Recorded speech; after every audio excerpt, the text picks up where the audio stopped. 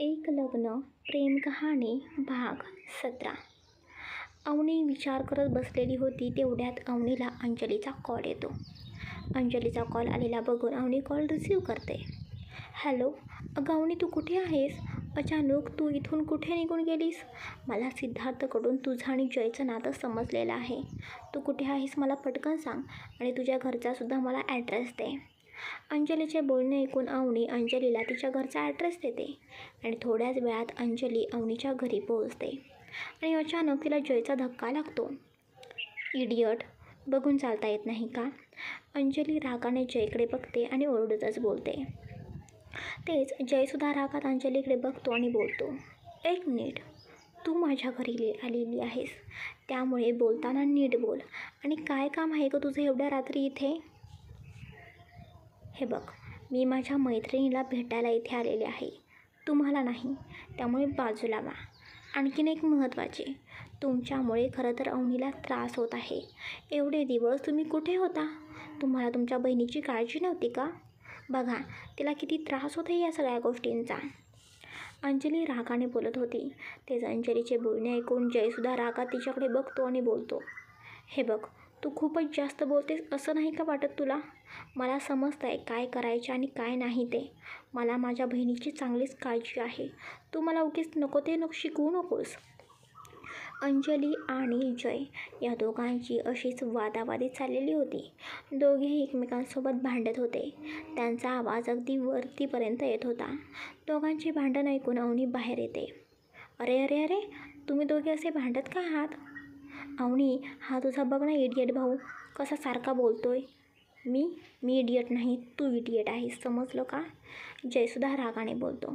दोघांचे भांडण बघून अवनी अंजलीला तिच्या रूममध्ये घेऊन जाते आणि रूमचा दरवाजा बंद करते. माझ्याबद्दल नक्कीच काहीतरी खोटे सांगेल ही महामाया. जय असा विचार करतो आणि तो सुद्धा तिथे दरवाजाजवळ उभा राहतो आणि अंजली आणि अवनीचे बोलणे तो ऐकू लागतो. तेच इकडे अवनी अंजलीला मिठी मारते. अवनी रडत होती हे बघून अंजली बोलते, अवनी, तुला जेवढं रडायचं आहे ना तेवढं रड. मी तुझ्यासोबत आहे आणि इथून पुढे तुला त्रास झालेला मला अजिबात चालणार नाही बरं का. इथून पुढे तू अजिबात रडायचं नाहीस. त्यामुळे अवनी, आज तू रडून घे, तुला मी रडू नको असं म्हणणार नाही. अंजू, माझं यांच्यावर खूप प्रेम आहे गं, पण आता सगळं काही संपलेलं आहे गं. आता अंतरा परत आलेली आहे. त्यांना त्यांचं पहिलं प्रेम मिळालेलं आहे गं. हा व्हिडिओ बघितलास का अंजू तू? व्हिडिओमध्ये बघ, हे किती खुश आहेत. दोघांनी एकमेकांना कशी मिठी मारलेली आहे. अंतरा आली म्हणून हे खूप खूप खूप खुश झालेले आहेत गं. आता यांच्या आयुष्यात माझी काहीच जागा राहिलेली नाही गं. अवनी रडत बोलत होती. तेच अवनीचे बोलणे ऐकून अंजली तिला समजावण्याचा प्रयत्न करत बोलते, अवनी, तुला समजत आहे का? सिद्धार्थला असे सांगायचे आहे की तुझी जागा त्याच्या आयुष्यात आता काहीच राहिलेली नाही, म्हणून तर त्याने मुद्दाम हा व्हिडिओ तुला पाठवलेला आहे. तू प्लीज स्वतःला त्रास करून घेऊ नको, तू स्वतःला सावर. तोपर्यंत अवनीच्या मोबाईलवर सिद्धार्थाचा कॉल येतो. सिद्धार्थाचे नाव बघून अवनीला खूपच रडू येत होतं. अवनी, सिद्धार्थाचा कॉल येतोय, कॉल रिसीव्ह कर आणि एकदा काय आहे तुझ्या मनात ते सगळं काही त्याला बोलून सांग.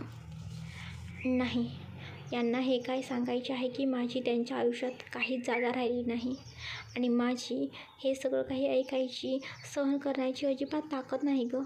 मला खूप त्रास होतो आहे. माझं यांच्यावरती खूप प्रेम आहे. त्यांच्या सुखासाठी मी त्यांच्या आयुष्यातून स्वतःहून बाहेर गेलेली आहे.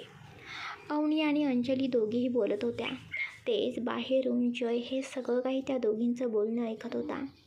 अवनीला होणारा त्रास जयलासुद्धा समजत होता आणि सिद्धार्थाचे हे वागणे बघून, तो व्हिडिओ, हे सगळं काही ऐकून जयलासुद्धा सिद्धार्थाचा खूपच राग आलेला होता. अंतरा आणि सिद्धार्थ एकत्र येतील आणि सिद्धार्थ अवनीला बाजूला करेल असे जयला अजिबात वाटलेले नव्हते.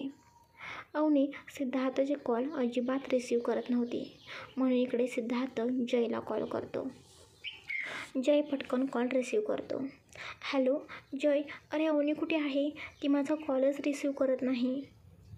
ती तिच्या रूममध्ये आहे, तिच्या मैत्रिणीसोबत ती बोलत आहे. सिद्धार्थ, मला ना तुला काहीतरी विचारायचं आहे.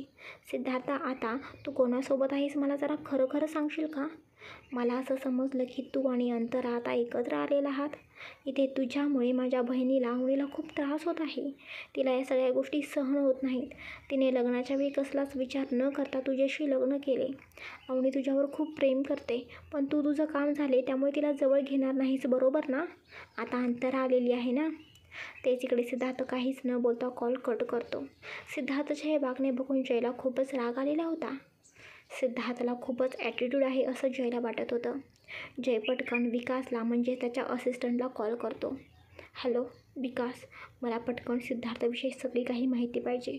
तो आता कुठे आहे आणि कोणासोबत आहे, सगळी काही माहिती मला लगेचच हवी आहे. हो सर, नक्कीच. मी लवकरच तुम्हाला ही सगळी काही माहिती शोधून देतो, विकास बोलतो. इकडे अंतरा बेडवरती सिद्धार्थच्या मिठीत झोपलेली होती. सिद्धार्थ जयचा कॉल कट करतो. त्याला खरं तर या सगळ्या गोष्टींचा खूपच त्रास होत होता. त्याच्यामुळे त्याच्या अवनीला त्रास होतो हे सुद्धा त्याला सहन होत नव्हतं. त्यामुळे तो स्वतःच्या मनाशीच बोलतो, सॉरी अवनी, माझ्यामुळे तुला खूप त्रास होतोय, पण मी लवकरच तुला मिळवेन.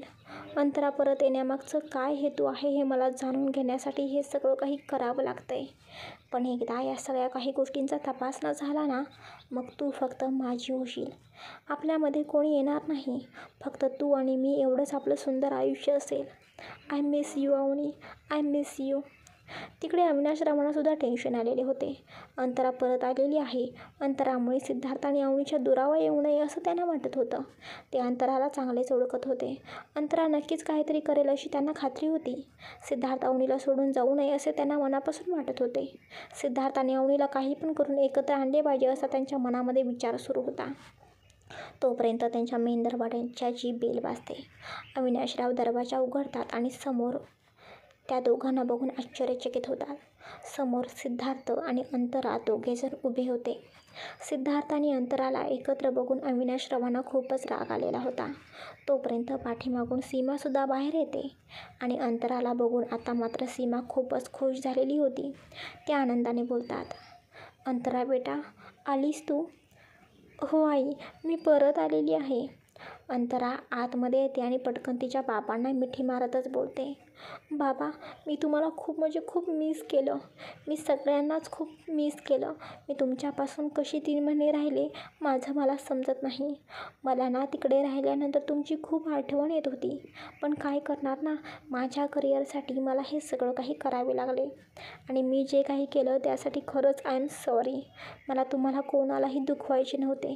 पण मी आता परत आलेली आहे ना, आता बघा, आता सगळं काही ठीक होईल. सिद्धार्थ, तू ये ना आतमध्ये. अविनाशराव बोलतात आणि सिद्धार्थला आत सोफ्यावरती बसवतात. सीमा सिद्धार्थसाठी कॉफी बनवण्यासाठी किचनमध्ये निघून जाते. अंतरासुद्धा सीमाच्या मागे जाते. सिद्धार्थ, मला तुझ्याशी महत्त्वाची बोलायची आहे. मला माहिती आहे तुझं पहिलं अंतरावरती प्रेम होते, पण अंतरामध्येच लग्न मंडपातून निघून गेली. मग तुझे अवनीसोबत लग्न झाले आणि आता अंतरा परत आली आहे. तू अंतराला स्वीकारलं आहेस की नाहीस मला नाही माहिती, पण या बापाची एक विनंती आहे असं समज, माझ्या अवनीला तुझ्यापासून दूर करू नकोस. तिने आजपर्यंत खूप काही सोसलंय रे. तिने या घरासाठी खास करून अंतरासाठी खूप काही केलेलं आहे, पण अंतराला या सगळ्या गोष्टींची अजिबात जाणीव नाही. अंतरा लग्नातून पळून गेली, पण अवनी फक्त माझ्या एका शब्दावरती तुझ्याशी लग्न करायला तयार झाली. खरं तर तिला हे लग्न करायचेच नव्हते. तिला या सगळ्या गोष्टींचा खूप त्रास होत होता, पण तरीही फक्त माझ्यासाठी, या बापासाठी ती अचानक तुझ्यासोबत लग्न करायला तयार झाली. आणि मी माझ्या अवनीचे उपकार कधीही विसरू शकणार नाही. पण प्लीज सिद्धार्थ, माझी तुझ्यावरती एक रिक्वेस्ट आहे, माझ्या अवनीला त्रास देऊ नकोस. ती खूप गुणी मुलगी आहे. आता ही अंतरा तिचं करिअर झालं म्हणून परत आली. तू सुद्धा अंतराजवळ जाशील, पण एकदा अवनीच्या बाजूने सुद्धा विचार कर. अवनीची काय चूक आहे यामध्ये? कुठेही तिचा स्वार्थ नव्हता, पण ती बिचारी सगळं काही सहन करत होती. तू काही बोलायच्या आतच अवनीला तुझे घर सोडून निघून गेली. तिने कधी तुझ्या पैशांवर प्रेम नाही केले. तुला वाटत असेल अवनी माझी सख्खी मुलगी नाही, अंतर आहे, तरीसुद्धा मी अवनीची बाजू का घेतोय? कारण जे खरे आहे ते खरे आहे. अवनी आणि अंतरा या दोघींमध्ये खूप फरक आहे. सिद्धार्थ काही बोलणारच होता तोपर्यंत अंतरा आणि सीमा बाहेर येतात. अंतरा, तू पटकन बॅग उचल आणि या घरातून निघून जा. अविनाशराव रागाने बोलतात. काय बोलताय बाबा तुम्ही हे? अंतरा, जे तू ऐकलंस तेच मी बोलतोय. या घरात राहायची तुझी लायकीसुद्धा नाही. बाबा, हे घर माझंसुद्धा आहे. या घरात राहायचा माझा हक्क आहे. हक्क? कसला हक्क? तू तर तो हक्क कधीच गमावलेला आहेस.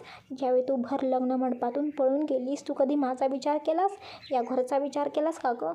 तुला तुझं फक्त करिअर करायचं होतं. तुला फक्त तुझं करिअर दिसत होतं. मग हे आधी सांगायला पाहिजे होतंस ना तू. त्यावेळी मी कोणत्या परिस्थितीमध्ये होतो हे तुला समजणार नाही. पण माझी परिस्थिती फक्त त्या अवनीने बघितली.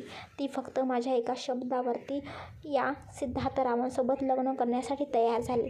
हे तुला नाही समजणार. तू माझी सख्खी मुलगी असून मला परक्यागत वागवलेस. माझा काहीच विचार केला नाहीस. पण ती अवनी, तिचं काहीतरी शिक. प्रत्येक वेळी स्वतःचा स्वार्थ साधायचा नसतो. बास करा बाबा. तुम्ही लहानपणापासून फक्त त्या अवनीचेच गुणगान गाता. मी तुमचीच मुलगी आहे ना, पण तरीही तुम्हाला कायम अवनीचीच पटते. मला त्या अवनीचे काहीही पटत नाही. मी तुम्हाला या घरात नको आहे ना? ठीक आहे, मी या घरात राहत नाही. अंतरा रागाने निघून जाते. सीमा अंतराला थांबवायचा प्रयत्न करत होती, पण अंतरा थांबायलाच तयार नव्हती. सिद्धार्थसुद्धा अविनाशला समजत होते, पण त्यांना काही ऐकायचेच नव्हते. शेवटी सिद्धार्थसुद्धा नाईलाजाने तिथून निघून जातो. अंतराला कुठे राहायला जागा द्यायची हे आता सिद्धार्थला समजत नव्हते.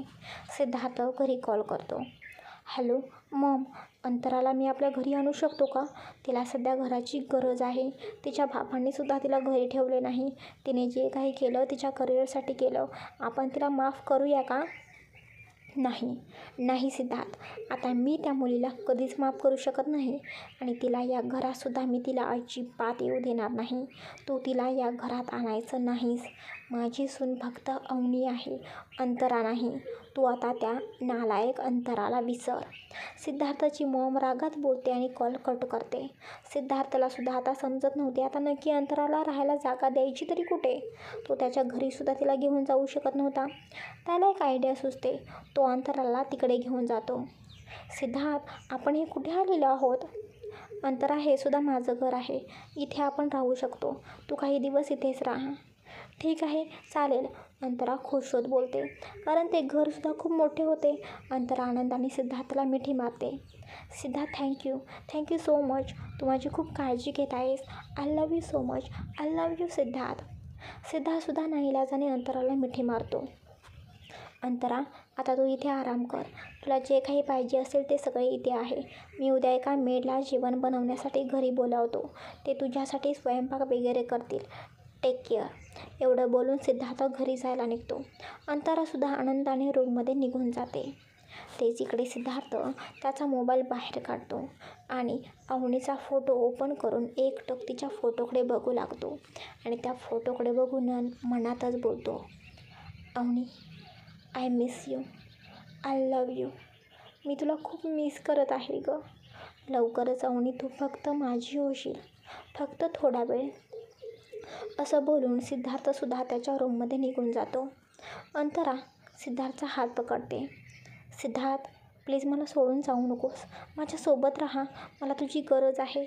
अंतरा रडतच सिद्धार्थला मिठी मारते. आज बाबांनी मला घराबाहेर काढले. माझ्यापासून लांब केलेले आहेत ते. मला माहिती आहे माझी चूक आहे आणि त्याची शिक्षासुद्धा मला भेटत आहे. पण तू तरी मला समजून घे. सध्या तुझी खूप गरज आहे रे. प्लीज आजच्या दिवस तू माझ्याजवळ थांब. अंतरा खूप फोर्स करत होती, त्यामुळे सिद्धार्थसुद्धा तिथे राहायला तयार होतो. अंतरा हसतच सिद्धार्थला मिठी मारून मनातच बोलते, अवनी, आजपर्यंत तू सिद्धार्थाचा वापर करून घेतलास. लग्न केलेस. माझा सिद्धार्थ फक्त माझा सिद्धार्थ. तो तुझा झाला. पण मी आता आलेली आहे ना. आता तुला या सगळ्या गोष्टीतून मी बाहेर काढेन. तुला कधीच मी सिद्धार्थ मिळवून देणार नाही. सिद्धार्थ फक्त माझा आहे. 3 महिने तू खूप आनंदाने घालवली असशील ना. पण आता नाही. आता प्रत्येक गोष्टीचा हिशोब मी ठेवणार आहे. आता तुला कसा त्रास होतो ना ते मी बघतेच. अंतरा, आता तू तुझ्या रूममध्ये जाऊन आराम कर. सिद्धार्थ बोलतो. तेच इकडे अवनी किचनमध्ये अंजली आणि जयसाठी जेवण बनवत होती आणि अंजली अवनीच्या रूममध्ये फ्रेश होण्यासाठी गेलेली होती. तोपर्यंत जय अवनीच्या रूममध्ये येतो. इकडे अंजली नुसतीच फ्रेश होऊन अंगाभोवती टॉवेल गुंडाळून बाहेर आलेली होती. जयला बघून अंजली जोरात ओरडते, इडियट आहेस का? समजत नाही का? दुसऱ्याच्या रूममध्ये येताना विचारून यावे. असं पटकन कसं तू आतमध्ये येऊ शकतोस? 1 मिनिट, ही माझ्या बहिणीची रूम आहे. तू कोण मला सांगणारी? आणि तुला समजत नाही का अंघोळीला जाताना दरवाजा बंद करावा? एवढेसुद्धा मॅनर्स नाहीत का तुझ्याजवळ? तू माझे मॅनर्सबद्दल बोलू नकोस. तुला तर आहेत का मॅनर्स? तुला समजत नाही का एखाद्या रूममध्ये येताना परमिशनशिवाय आतमध्ये येऊ नये? दोघांचीही परत अशीच वादावादी झालेली होती. शेवटी जय रागाने बाहेर निघून जातो आणि बाहेर जाताना अंजलीला बोलतो, नाईस फिगर, आणि हसतच तो बाहेर निघून जातो. जयचे हे बोलणे ऐकून इकडे अंजली थोड्या वेळासाठी लाजते. थोड्या वेळाने अंजलीसुद्धा तिचं आवरते आणि तिचे आवरून तीसुद्धा खाली येते. अवनी मात्र या दोघांसाठी जेवण वाढत होती. अंजली सगळे काही घडलेलं जय आणि तिचे बोलणे अवनीला सांगते आणि या दोघांचं ते भांडण, ते सगळं काही घडलेलं बघून अवनीलासुद्धा खूप हसू आलेलं होतं. ती खूप हसत होती. यार अवनी, तू हसतेस, तुला तुझ्या भावाचेच बरोबर वाटत असेल ना? तुलाच मैत्रिणीची काळजीच नाही गं. पण तुझ्या भावाला ना अजिबात अक्कल नाही गं. एखाद्याच्या रूममध्ये येताना परमिशन घेऊन आतमध्ये यावे. हेच दोघींचे बोलणे ऐकून जय बाहेर येतो आणि बोलतो, तू माझी चूक मला सांगत आहेस? स्वतःच्या चुका तू का नाहीच गं सांगत? तुला समजत नाही का दरवाजा बंद करायचा? दरवाजा बंद केला तरच कोणीतरी बाहेरून दरवाजा वाजवून आतमध्ये येणार ना? परत आणखीन दोघांचे भांडण सुरू होते. दोघांचे भांडण बघून हे अवनीला खूपच राग आलेला होता. तिला खूप इरिटेट झालेले होते. थांबा, अवनी जोरात ओरडते. अवनीच्या ओरडण्याने दोघे गप्प होतात. लहान मुलांसारखे काय भांडत आहात? तुम्हाला समजत नाही का उगीच नको त्या कारणावरून भांडण करत आहात? तुमच्या भांडणामुळे जेवण थंड झाले. आता मला ते परत आणखीन जेवण गरम केले पाहिजे. आता गप्प जेवायचे आणि रूममध्ये झोपायला जायचे. तोंडातून एक शब्दसुद्धा नको. अवनीचे बोलणे ऐकून दोघेही गप्प बसतात आणि जेवण करून आपापल्या रूममध्ये झोपायला जातात. पण त्या दोघांना एका गोष्टीचा आनंद झालेला होता की अवनी तिचे दुःख विसरून थोडी तरी हसलेली होती. तिकडे अवनीची आठवण येऊन सिद्धार्थाला झोप येत नव्हती. कधी एकदा अवनी त्याच्याजवळ येते आणि तो तिला मिठीमध्ये घेऊन झोपतोय असं त्याला झालेलं होतं. दुसऱ्या दिवशी सिद्धार्थाला लवकरच जाग येते. तो लवकर उठतो आणि तिथून निघून जातो. ते तिकडे अंतरालासुद्धा जाग येते. ती उठून तिचा मोबाईल चेक करते तर तिला सिद्धार्थचा एक मेसेज आलेला होता. गुड मॉर्निंग अंतरा, मी एका महत्त्वाच्या कामासाठी बाहेर जात आहे. त्यामुळे तू तुझी काळजी घे आणि टेबलवरती नाश्ता ठेवलेला आहे तो करून घे. सिद्धार्थचा हा मेसेज वाचून अंतराला खूपच राग आलेला होता. कारण तिला सिद्धार्थ न भेटताच निघून गेलेला होता. सिद्धार्थला जवळ बोलवण्यासाठी, स्वतःसोबत कायम ठेवण्यासाठी अंतरा काहीतरी डोक्यामध्ये विचार करू लागते आणि तिच्या डोक्यात एक आयडिया येते. तेच इकडे अवनी ऑफिससाठी जायला तयार होते. तिला खरं तर सिद्धार्थसमोर जायचे नव्हते, पण सिद्धार्थला ती कमकुवत आहे हे सुद्धा तिला दाखवून द्यायचे नव्हते. अवनी ऑफिसमध्ये येईल असे सिद्धार्थला अजिबात वाटलेले नव्हते. त्याला अवनीला बघायची खूप इच्छा होती, पण तिला भेटणे त्याला इम्पॉसिबल होते. सिद्धार्थ अवनीच्या केबिनमध्ये फुटेज चेक करू लागतो तर त्याला अवनी तिच्या केबिनमध्ये काम करत बसलेले दिसते. अवनीला ऑफिसला आलेलं बघून सिद्धार्थला खूप आनंद होतो. तो पटकन अवनीला कॉल करून त्याच्या केबिनमध्ये बोलावतो. May I come in sir? Yes, come in. सिद्धार्थचा आवाज ऐकून अवनी आतमध्ये जाते. सिद्धार्थ पटकन उठतो आणि अवनीला मिठी मारतो. तो एवढ्या जोरात अवनीला मिठी मारतो की अवनीला श्वाससुद्धा घ्यायला त्रास होत होता. तिचा जीव गुदमरत होता. सर, हे काय करताय तुम्ही? प्लीज सोडा मला. तुम्ही ऑफिसमध्ये आहात याची तुम्हाला जाणीव असू दे. प्लीज सर, सोडा. अवनी सिद्धार्थशी एक अनोळखी व्यक्ती असल्यासारखं बोलत होती. तेच अवनीचे बोलणे ऐकून सिद्धार्थ अवनीला सोडतो. अवनी, प्लीज, माझं एकदा तू ऐकून घे. मी हे जे काही वागतोय ना त्या पाठीमागे एक कारण आहे. ते प्लीज तू समजून घे. अंतराला खरं तर सध्या माझी खूप गरज आहे, म्हणून मी अंतराच्या सोबत आहे. अविनाश अंकलने सुद्धा तिला घराबाहेर काढले आहे. तिला सध्या राहायला जागा नाही, म्हणून मी तिची फक्त हेल्प करत आहे, बाकी काहीच नाही. तू माझ्यावरती विश्वास ठेव. सर, हा तुमचा पर्सनल मॅटर आहे. तुम्ही मला का सांगत आहात? हे ऑफिस आहे, मी तुमची एम्प्लॉई आहे, याप्रमाणेच वागा. अवनी रागात तिच्या केबिनमध्ये निघून जाते आणि पटकन अविनाशला कॉल करते. हॅलो बाबा. हां बोल ना बाळा, कशी आहेस? बाबा, मी बरी आहे. तुम्ही कसे आहात? मी सुद्धा बरा आहे. बोल, काय म्हणतेस? बाबा, मला असं समजलं की तुम्ही अंतराला घरातून बाहेर काढलं, तिला घरात राहायला जागा दिली नाही. असे का केले बाबा तुम्ही? तिने तिच्या करिअरसाठी खूप कष्ट घेतलेले आहेत. करिअर करणे काही चुकीचे नाही ना? तिचे काही चुकले असं मला नाही वाटत. अवनी, तू तुझ्या बाबाची तब्येतीची काळजी विचारायला फोन केला होतास ना? की अंतराची बाजू मांडण्यासाठी फोन केलेला होतास? बाबा, तसं नाही हो, पण एकदा माझे तुम्ही ऐकून तरी घ्या. अंतरा लहान आहे, तिला काही समजत नाही. तिची चूक झाली असेल, आपण तिला समजून घेतले पाहिजे ना. तिला तुम्ही बाबा प्लीज घरामध्ये घ्या. अवनी, मला याबद्दल काहीही बोलायचं नाही. अविनाशराव रागात बोलतात आणि फोन ठेवून देतात. इकडे सिद्धार्थ त्याच्या चेअरवरती बसतो. त्याला अवनीचे प्रत्येक बोलणे मनाला लागत होते. सिद्धार्थला त्याचा खूप त्रास होत होता आणि सिद्धार्थ सध्या अंतराबद्दल काही सांगू शकत नव्हता, कारण त्याला अंतरामागचे सगळे पुरावे पाहिजे होते. शेवटी अवनी अंतराची बहीण होती. ती पटकन अंतरावर असा चुकीचा विश्वास ठेवणार नव्हती. ती काही चुकीचं करेल असं समजणार नव्हती, म्हणून त्याला आता पुराव्यांची गरज होती. तोपर्यंत सिद्धार्थला अंतराचा कॉल येतो. हॅलो सिद्धार्थ, प्लीज हेल्प करशील का माझी? माझे सगळे कपडे खराब झालेले आहेत. काय झाले अचानक माहिती नाही, पण सध्या शॉपिंग करायची आहे रे मला. तू येशील का मग माझ्यासोबत? अंतरा, मी सध्या खूप कामामध्ये बिझी आहे. तुला जर कोण सोबतच हवे असेल तर मी विकीला पाठवतो, तू तुझी हेल्प करेल. नाही नको सिद्धार्थ, ठीक आहे. कामंसुद्धा महत्त्वाची आहेत. तू कर काम तुझं, राहू दे, माझं मी बघेन. अंतरा बोलतच होती तेवढ्या सिद्धार्थ बोलतो. अंतरा, 3 वाजता तयार राहा, मी येतो. खरंच सिद्धार्थ, तू खरंच येणार? अंतरा आनंदाने बोलते. हो, मी येईन, सिद्धार्थ शांतपणे बोलतो. तेच इकडे अंतरा खूप खुश झालेली होती, त्यामुळे ती पटकन कॉल ठेवते. तोपर्यंत सिद्धार्थच्या केबिनमध्ये विकी येतो. सिद्धार्थ, हे काय चालवले आहेस तू? तुला समजते का तू काय वागत आहेस ते? तुझ्या वागण्यामुळे बहिणींना किती त्रास होत आहे. त्यांच्याकडे एकदा बघितलेलं आहेस का तू? तुझ्या आयुष्यात अंतर आली म्हणून तू बहिणींना सोडून देणार? तू त्यांच्या मनाचा जरासुद्धा विचार केला नाहीस. त्यांच्याकडे बघ, त्यांची अवस्था बघ. जरी त्या दाखवून देत नसल्या तरी त्यांना या सगळ्या गोष्टींचा त्रास होतोय. विकी, मला समजतंय सगळं, फक्त मला थोडा टाईम दे. आणि मी मगाशी अवनीला केबिनमध्ये बोलावून तिच्याशी बोलायचा प्रयत्न करत होतो, पण तिला माझं काहीच ऐकून घ्यायचं नाही. ती माझे काही ऐकून घेण्याच्या मनस्थितीतसुद्धा नाही. सिद्धार्थ, तू त्यांना एवढा त्रास दिला आहेस, मग त्या कसं काय तुझं सगळं काही ऐकून घेतील? ज्यावेळी अंतरा तुझ्या आयुष्यात आली तेव्हा तू त्यांचा विचार केलास का? त्यांच्याशी एकदा तरी बोललास का? विकी, माझं खरंच अवनीवरती खूप प्रेम आहे रे. मी अंतराला फक्त हेल्प करतोय कारण तिला त्याची गरज आहे, एवढंच, बाकी काही नाही.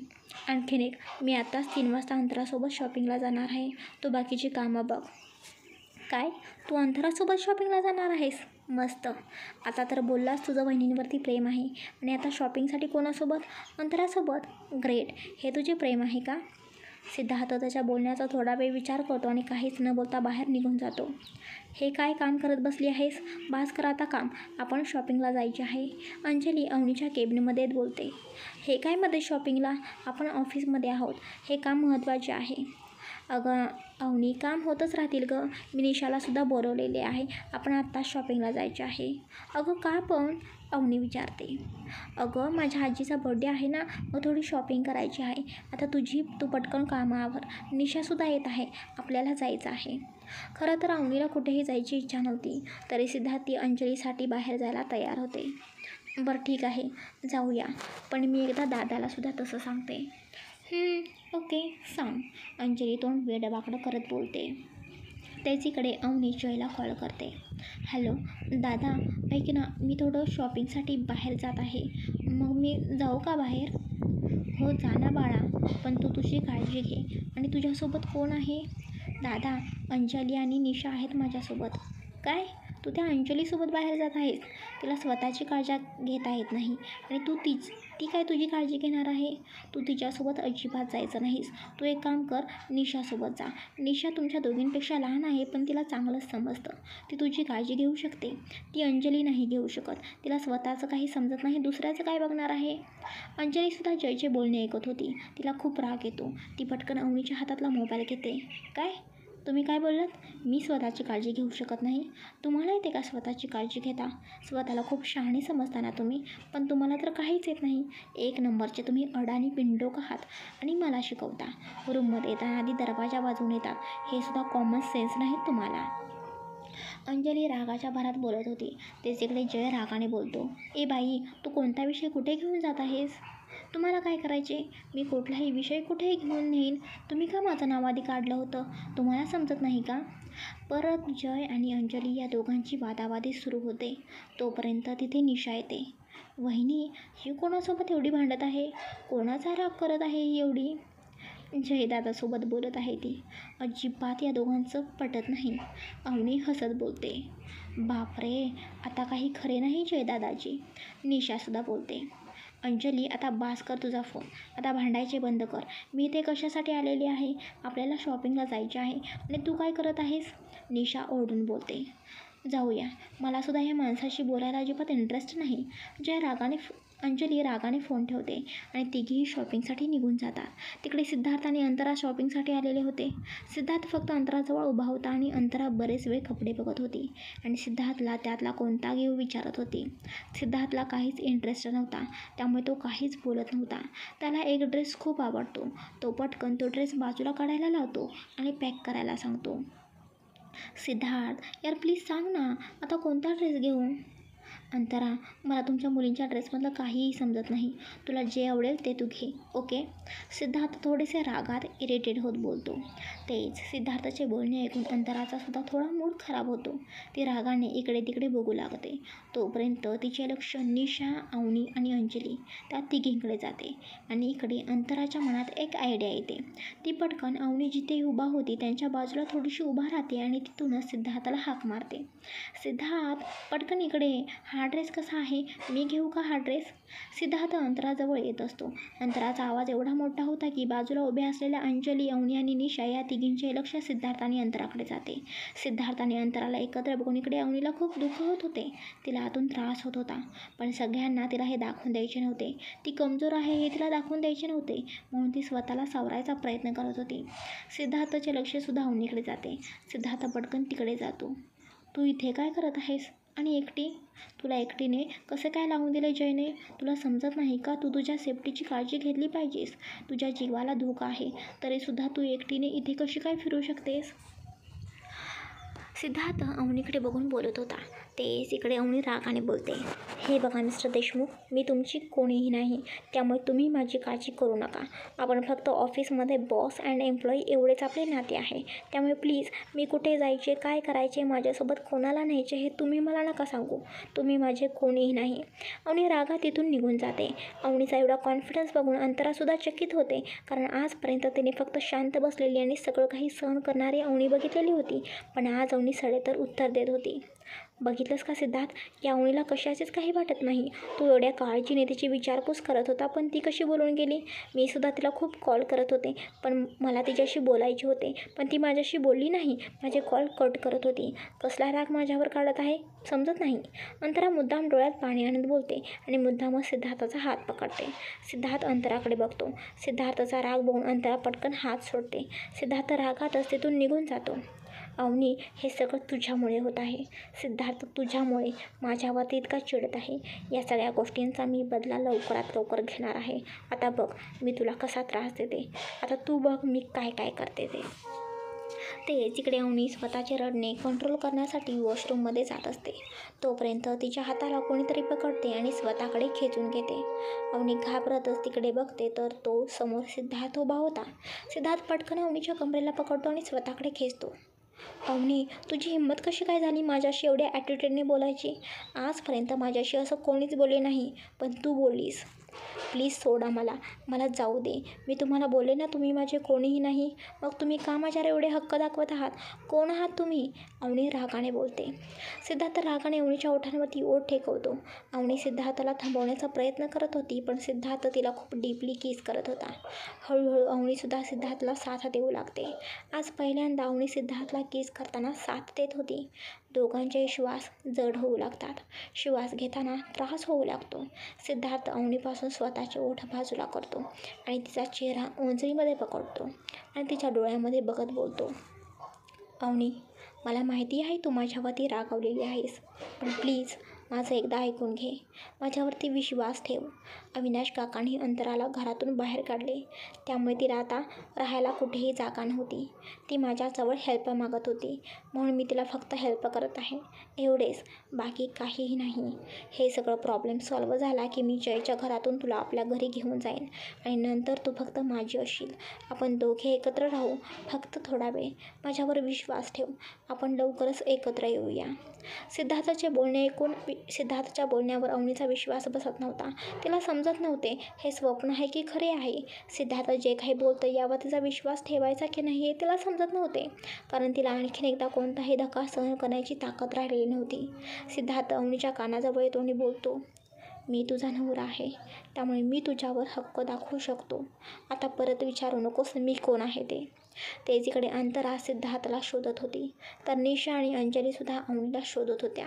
निशाचा आवाज ऐकून अवनी पटकन सिद्धार्थला स्वतःपासून बाजूला ढकलते आणि तिथून निघून जाते.